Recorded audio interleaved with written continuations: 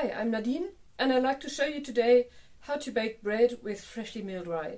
Because there's one thing you really need to know before you start baking with it, and that is that you will never get that fluffy, airy texture that you can get with wheat. You just can't. Whether it's freshly milled or whether it's store-bought, when it's whole grain rye, or even when it's not whole grain, but it's just pure rye without any other grains, it will always be a dense, heavy loaf. And in my opinion, as a German, that's great, because we don't want that fluffy, airy bread with large holes. We want filling bread that can be a whole meal in itself when you put some toppings on it. And that's also the traditional bread that's been eaten here for centuries or more, probably even for millennia, here in Germany and also in adjacent countries where the climate is cold and wet for the most part, so other grains don't really grow that well. Let's get started. Here's my rye sourdough starter. It's a little overfed, which you can see because it has a more creamy texture rather than foamy. Rye starter never gets as bubbly as a wheat sourdough starter. But this, as I said, is a bit overfed, and that's why I take quite a lot of it. I'm taking 2 cups of it here, roughly. So if your starter is more sour than mine at this point, you might like to take a little less. It's gonna work anyway, but it might get too sour if your starter is more sour.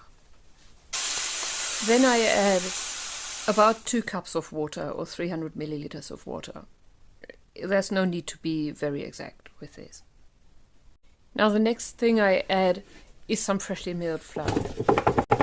And just like with the other bread that I showed you last time, I just keep adding a handful and yet another handful and stirring until it feels like a thick foam. It doesn't look foamy, but it feels like stirring a thick foam. I don't add salt at this point because I don't want to disturb the fermentation process.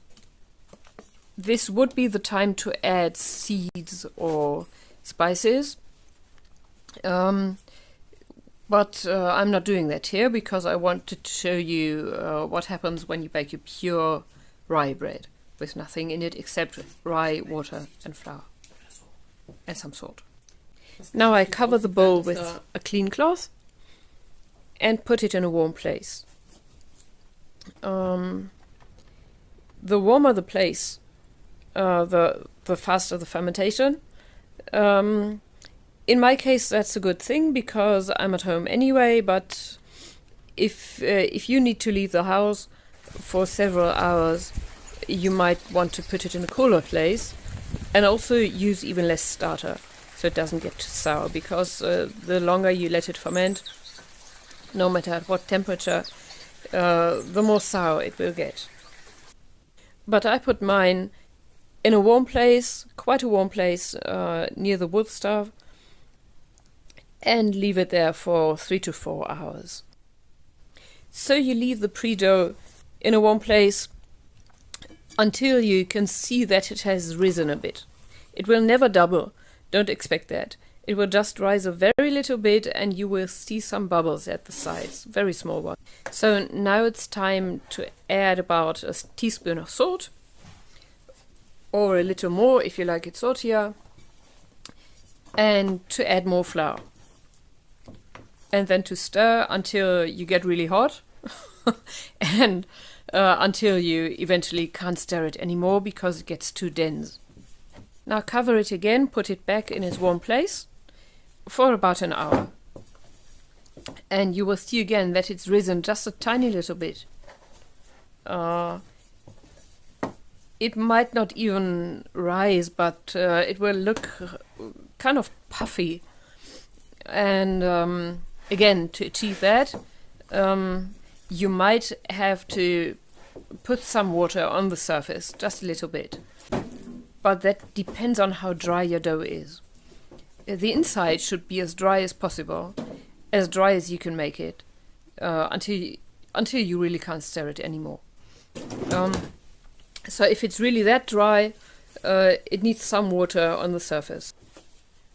And after this 1 hour, it's time to transfer the dough into your baking vessel. I use this cheap and simple pot. You don't need any expensive special gear. When all the dough's in the pot, take the back side of a wet spoon and smoothen the surface. This step is really important because the dough needs the water on top, otherwise it can't rise. I said it doesn't rise, it does rise a very little bit, and that's important so the bread doesn't get too dense. So please wet the surface with the back side of a spoon, and also you want it to be smooth because otherwise it just gets too crusty. So I put it back in its warm place again, this time in the pot. And after an hour, I take away the cloth and I put on the lid and put it in the oven. I bake it at 50 degrees. It's not really baking, it's just letting it rise even more. At 50 degrees for 1 hour, and then at 200 for 1 hour 40 minutes. As always with rye bread, please wrap it tightly in a tea towel, at least 6 hours, so the crumb can set. And that's it. I hope you liked the video. If you did, please give it a like or leave a comment, and please consider subscribing to my channel.